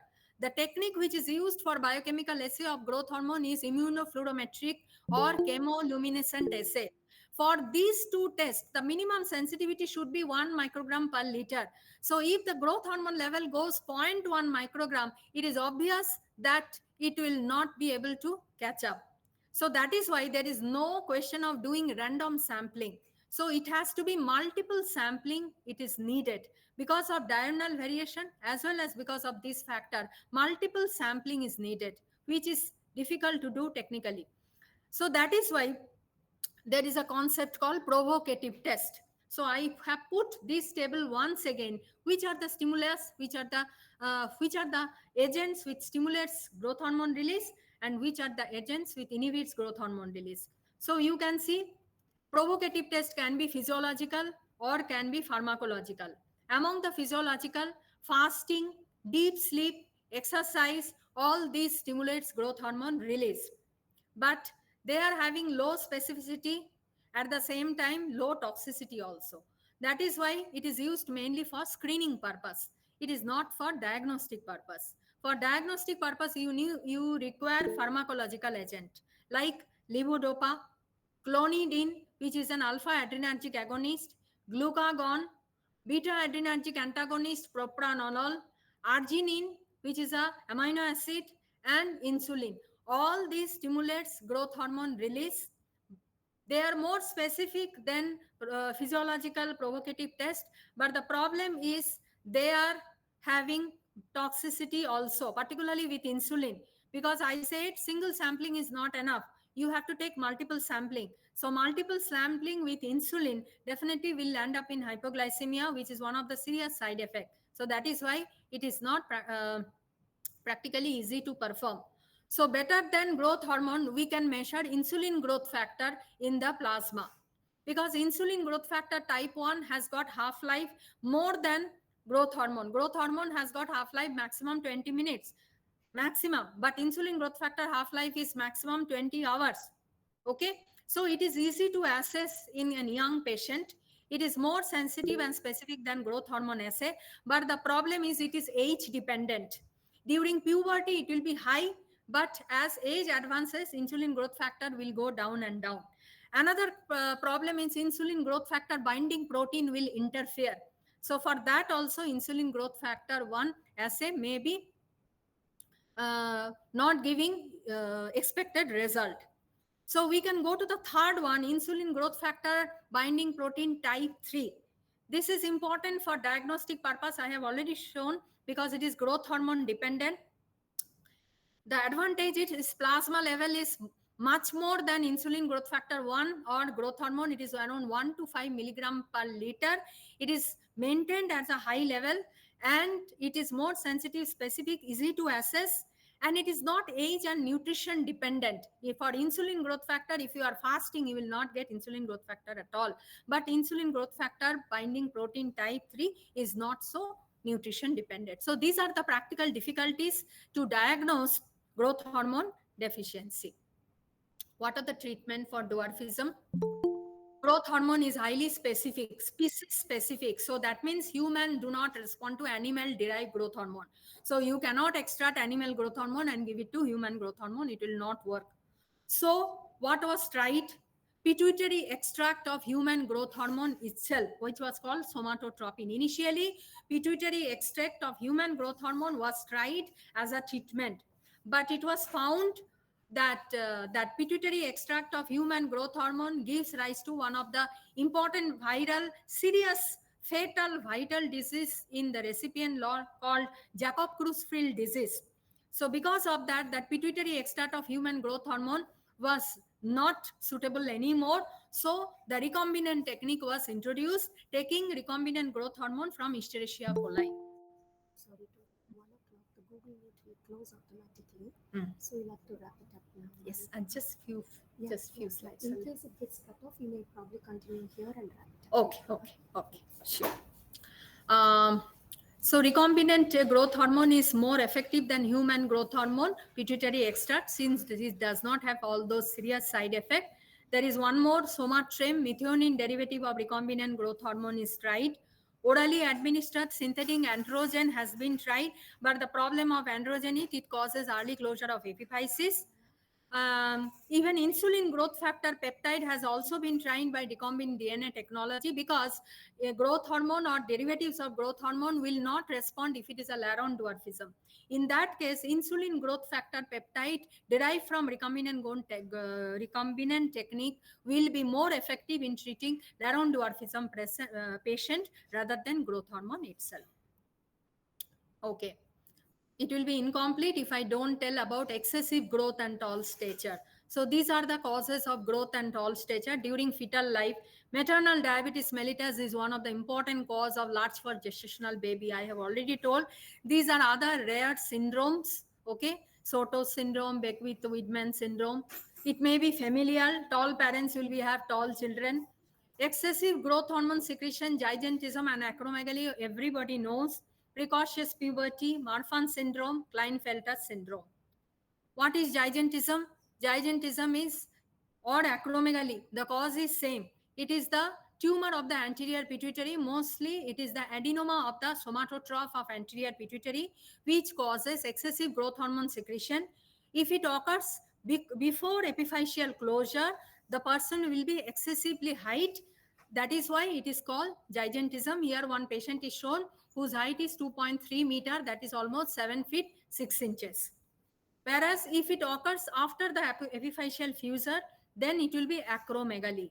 In acromegaly, what happens? Height does not increase, but the bone increases in thickness and soft tissue becomes wideness. So this is the typical acromegaly phases, where you can see because of increased skull growth, there is a prominence of supraorbital ridge, then malar prominence. Most important is growth of the mandible bone. There is thickening of the lips and coarsening of the facial skin, as well as prominent nose. Same patient, if you take a X-ray of, you can see enlarged pituitary fossa, the sinuses are enlarged, the skull vault is thickened because of bone thickness, and the mandible is excessive in size, which is called prognathism, and angle of mandible is lost. Now, not only it is the bone thickness, it causes visceromegaly also. One of the important feature is shown here is called enlarged tongue. This is the normal tongue, and this is macroglossia, which is seen in acromegaly. It is excessive growth of the internal organ. Now, this is what exactly why it is called acromegaly. That means enlarged of the acral parts, that is the peripheral part. So this is the enlarged hand of the acromegaly. You can see the hand is so big, the fingers actually appear shorter because the hand is broad. It is called spade-shaped hand. If you see the palm, you see there is thinner muscle wasting, because whenever there is soft tissue overgrowth, it causes compression of the median nerve leading to carpal tunnel syndrome. So there is thinner muscle wasting because thinner muscles are supplied by median nerve. Same person, you are taking the X-ray and you compare a normal person with an acromegaly hand with a normal hand. This is the normal hand where you can see terminal phalanges are normal. Here you can see the terminal phalanges have become tufted and the joint space is increased because of broad shaped fingers. Okay, any idea what is this white thing in X-ray? This white thing is X-ray is nothing but the wedding ring. It is the wedding ring. So because actually this is the first complaint with which acromegaly patient comes to the doctor saying that, doctor, my wedding ring has become tight, I am not able to remove it. So this is the first symptom with which patient usually presents. This is the vertebra X-ray, lumbar spine. Osteoarthritis is very common, particularly lumbar region in acromegaly. You can see scalloping of the vertebra and new bone formation is seen. The confirmation of diagnosis is done by MRI scan. You can see a large pituitary fossa with supracellular extension. In front of the pituitary fossa, you have optic chiasma. So when the pituitary tumor becomes too big, it compresses the optic chiasma, leading to bitemporal hemianopia, which is one of the important complaints of acromegaly patient. The patient complains of headache and bitemporal hemianopia because of large pituitary tumor with supracellular extension. What is the treatment paradigm of acromegaly? Surgery and only surgery. Surgery is the mainstay of treatment, depending on whether it is a microadenoma or macroadenoma. Macro depends upon the size of the tumor. If it is less than 10 millimeter, it is called microadenoma. If it is more than 10 millimeter, it is called macroadenoma. But surgery success is more in microadenoma compared to macro, because macro is more invasive type. If surgery is not successful, in that case you have to support with medical treatment like somatostatin analog, as well as dopamine agonist or growth receptor antagonist, which will bring the growth hormone and insulin growth factor towards normal post surgery. In spite of that, if the level is still higher, in that case you can consider for external beam radiotherapy. These are the few approaches for surgery. Transsphenoidal approach is more commonly performed for surgical removal of pituitary tumor. But as I said, it is very much, if it is more invasive, in that case, it becomes very difficult to take out the tumor. So, has anybody heard of this movie? This is Tom Thumb. It is actually a not movie. It is based on a real life story of a person who is dwarf like a height of a thumb. That is why it is called Tom Thumb. His height was only 0.9 meter, that is 900 centimeter alone. What was his actual name? Even I also don't know. Based on his life, maybe this movie was produced. So this is one extreme of growth. Whereas this is the real life photo. Who is this person? You can understand the diagnosis. This is gigantism. This is the normal one. With one gigantism person is standing. This person was known as Elton Giant. Elton Giant. But this was not his actual name. His actual name was Robert Pershing Wadlow. He was born in Elton, which is located in the Illinois of Missouri in US. That because he was born in Elton, he was called as Elton Giant, but this is his actual name. Here he is standing in his childhood, he is standing along with his father. Actually, this person is his father. Father is normal height. At 8 years of age itself, he crossed his father's height. His height was 2.7 meter. That means 8 feet 11 inches. Do you know what was his shoe size? His shoe size was 37. This is the normal shoe size which is kept for comparison. But in Alton, one of the shoe company was providing free shoe for this person. This person unfortunately survived only for 22 years. When he died at 22 years, he was studying law. He was a law college student. He was very interested in photography also. He was finding very difficult to walk because of his long limb, but he was so motivated. He never used the wheelchair, but he had to use braces. Because of these metal braces, while walking he got injured, and that injury in the leg gave rise to infection. For this type of patient, already this gigantism acromegaly patient will also have high blood glucose level. So he was already having high blood glucose level. He develops infection, septicemia, and he died. In his memory in Elton in US, one statue has been put, which is called Elton Giant statue. So with this, these are my references. I took most of my content from Williams' textbook on endocrinology. Dear postgraduate students, those 80 pages of Physiology of Growth, which is given in Williams' textbook, it was fantastic experience for me to read. All the rest of the books, Barnum, Levy, Ganong, Boron, Guyton, whatever I have referred is only for the diagram, because William has got black and white diagram which nobody will like in a slide. That is why I have taken for colorful diagram I have referred. But content wise, it is so massive that you don't require any other book. These are my articles which I have referred. Now this is a question which I put in front of the postgraduate student to find out whether they was actively listening or not. I know I have taken a very long time, but still this boy telling, I become very hungry when I grow. Is that true? It is a myth or a fact? If it is a myth, that means during the growing age, the boy becomes more hungry because the boy becomes very hypoglycemic. If it is a myth, that means that is not true. If it is fact, that means it is true. So I just want to know from the postgraduate students, what is your opinion? During growing period, a child will eat more than an adult, or yes or no? You find out the answer and you let me know.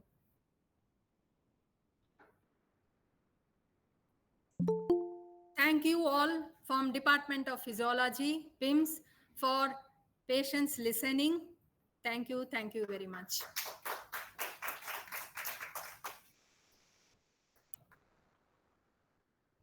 If you have any query, you can ask me. And of course, I want the answer of that question. That maybe over the lunch break, we can discuss.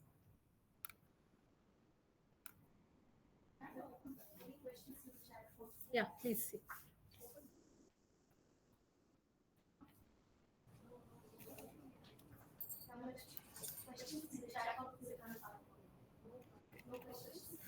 Those who are in the online can also send me the answer.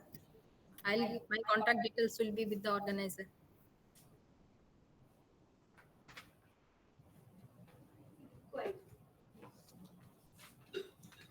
you so much.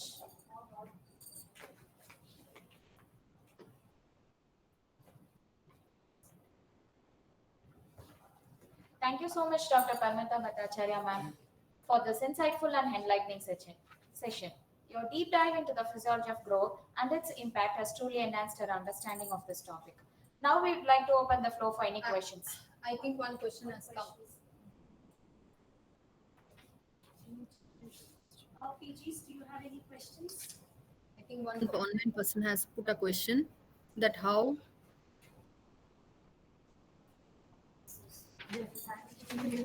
cortisol excess. What is the question? How does cortisol excess due to ACTH secreting pituitary tumor contribute to steroid-induced diabetes? This is called adrenal diabetes. Whether it is due to primary cause or due to secondary cause. If it is primary cause due to adrenal tumor, we call it primary Cushing syndrome due to primary cause, or if it is due to pituitary tumor, we can call it Cushing's disease. Whatever it is, there is increased level of steroid in the blood. So this steroid level, how it contributes to steroid-induced diabetes, that is only you are asking. The main action of cortisol on glucose metabolism is it prevents glycolysis, that is, it prevents insulin action, and it stimulates gluconeogenesis and glycogenolysis. It stimulates gluconeogenesis in the liver. It causes breakdown of as well as it causes breakdown of fat. It is a lipolytic hormone. So both this amino acid and fatty acid is used as a substrate for increased gluconeogenesis in the liver. So blood glucose level starts increasing. On the top of that, it also causes glycogenolysis. So stored glycogen is also broken down.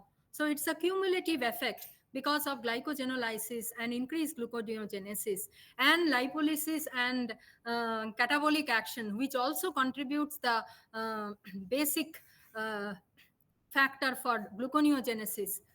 All these contribute towards diabetes mellitus.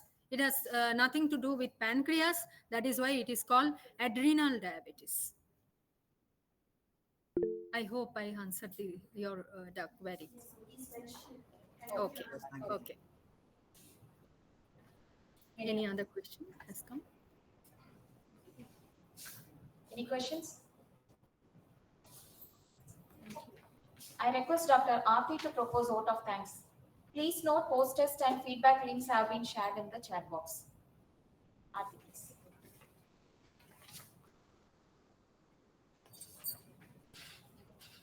As we come to the close of this insightful session, I want to sincerely thank Dr. Paramita Bhattcharyya ma'am for her time, expertise, and invaluable contributions to today's discussion on physiology of growth.